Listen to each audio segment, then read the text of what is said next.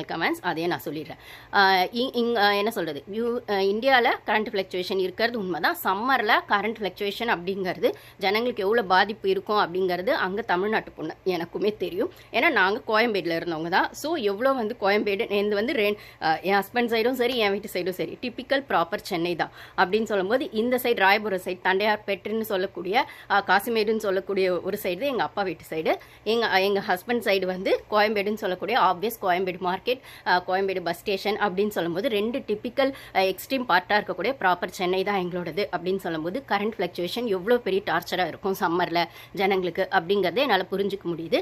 But ஆனால் அதே சமயத்தில் எப்பயுமே வந்து எந்த ஆட்சி வந்தாலுமே இந்த சம்மர் அப்படிங்கிற இடத்துல அந்த கத்திரி போயிட்டாலுமே எப்பயுமே ஆகஸ்ட் செப்டம்பர் வரைக்கும் அதோட சூடு அதோட அனல் வந்து இருந்துகிட்டே தான் சென்னையில் இருக்கும். அப்படின்னு சொல்லும்போது அப்போ வந்து மிட் நைட்டில் கரண்ட் கட் ஆகிறது அப்படிங்கிறது ரொம்ப பெரிய டார்ச்சராக தான் ஜனங்களுக்கு இருக்கும்னா அதை கூடிய சீக்கிரம் தமிழ்நாடு அரசு சரி பண்ணணும் தான். அதுவும் எல்லாரும் வந்து பகலெல்லாம் உழைச்சிட்டு நைட்டு போய் தூங்குற நேரத்துக்கு, அதுவும் எல்லாருக்குமான அந்த டீப் ஸ்லீப் இருக்கக்கூடிய அந்த 2 to 5 சொல்கிறக்கூடிய அந்த டைமில் வந்து கரண்ட் சப்ளை இல்லை அப்படின்னும் போது என்னதான் ஏசி வச்சுருக்கவங்களா இருந்தாலும் இல்லைனா மற்ற சோர்ஸ் ஏதாவது வச்சு இருந்தால் கூடமே அதுக்கான ஆப்பர்ச்சுனிட்டி இல்லாமல் ஜஸ்ட் ஒரு ஃபேன் காற்றுல மட்டுமே தூங்கக்கூடிய வீட்டில் இருக்கவங்க ஜனங்களுக்கும் இல்லைனா வந்து குழந்தைங்க இருக்கிற வீட்லேயுமே அந்த கரண்ட் சப்ளைன்றது ரொம்ப நீடாக இருக்கக்கூடிய விஷயம் தான். அந்த நைட் தூக்கத்துக்கான அந்த நேரத்துக்குன்னு சொல்லும்போது அது அடிக்கடி சென்னையில் இப்போ நடக்குது.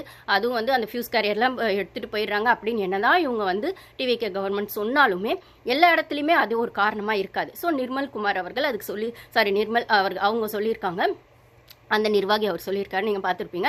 இது வந்து சப்ளையில் பிரச்சனை, ஐ மீன் டிமாண்ட், அந்த உற்பத்தியில் பிரச்சனை இல்லை, அந்த சப்ளை பண்ணுறதுல தான் அந்த டிஸ்ட்ரிபியூஷன் தான் பிரச்சனை இருக்குது. அது கூடிய சீக்கிரம் சரி பண்ணுறோன்னு சொன்னாலுமே அதை சொல்லிகிட்டே இருக்காமல் செயல்படணும் அப்படிங்கிறது தான் என்னோட ஒப்பீனியனாகவும் நம்ம சேனல் ஒப்பீனியனாகவும் நம்ம எடுத்து வைக்கிறோம்.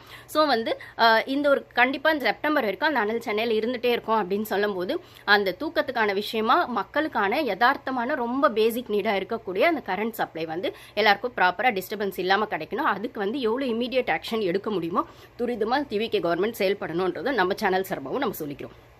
ஓகேங்களா?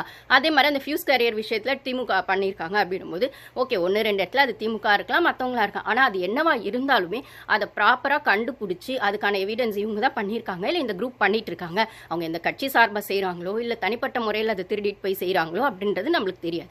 என்னதான் அது திமுகன்னு சொன்னாலும் தனிப்பட்ட சார்பாக இருந்தாலுமே அதுக்கு ஆக்ஷன் எடுக்க வேண்டியது ரூலிங் பார்ட்டியாக இருக்கக்கூடிய டிவிகேவோடது பொறுப்பு அப்படின்னு சொல்கிற இடத்துல எந்த மாற்று கருத்தும் இல்லை. அதை வந்து ஜனங்களுக்கு சொல்கிறது மட்டும் இல்லாமல் அது வந்து நடக்காமல் தவிர்க்கிறதும் டிவிகேவோட பொறுப்பு அப்படின்னு சொல்கிற இடத்துல அதையும் கவர்மெண்ட் செய்யணும் அப்படிங்கிறதையும் நம்ம சொல்லிக்கிறோம்.